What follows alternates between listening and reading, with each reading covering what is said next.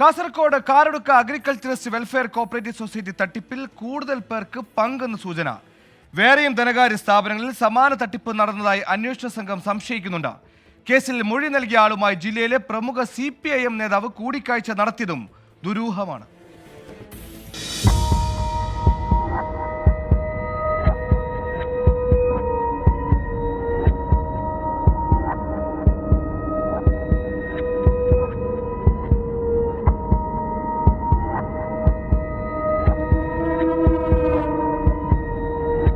കഴിഞ്ഞ ദിവസം പിടിയിലായ കോഴിക്കോട് സ്വദേശി നബീലിനെ ചോദ്യം ചെയ്തതോടെയാണ് തട്ടിപ്പുമായി ബന്ധപ്പെട്ട സുപ്രധാന വിവരങ്ങൾ അന്വേഷണ സംഘത്തിന് ലഭിച്ചത്. സൊസൈറ്റിയുടെ സെക്രട്ടറിയായിരുന്ന K. രതീഷിന്റെ സുഹൃത്ത് അബ്ദുൽ ജബ്ബാറാണ് തട്ടിപ്പിൽ ഇടനില നിന്ന് പണം കൈക്കലാക്കിയത്.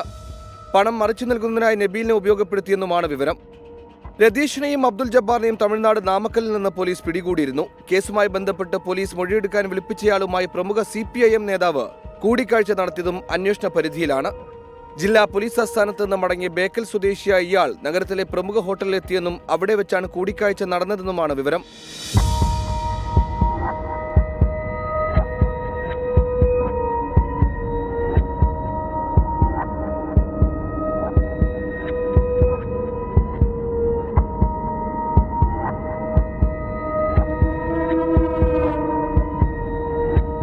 നേരത്തെ NIA ഉദ്യോഗസ്ഥൻ ചമഞ്ഞ് തട്ടിപ്പ് നടത്തിയ കേസിലും പ്രതിയാണ് നബീൽ. ഇയാൾക്ക് പിന്നിൽ കൂടുതൽ ആളുകളുണ്ടെന്നാണ് പോലീസിന്റെ നിഗമനം. വേറെയും ധനകാര്യ സ്ഥാപനങ്ങളിൽ സമാന തട്ടിപ്പ് നടന്നതായും അന്വേഷണ സംഘം സംശയിക്കുന്നുണ്ട്. 24 കാസർഗോഡ്.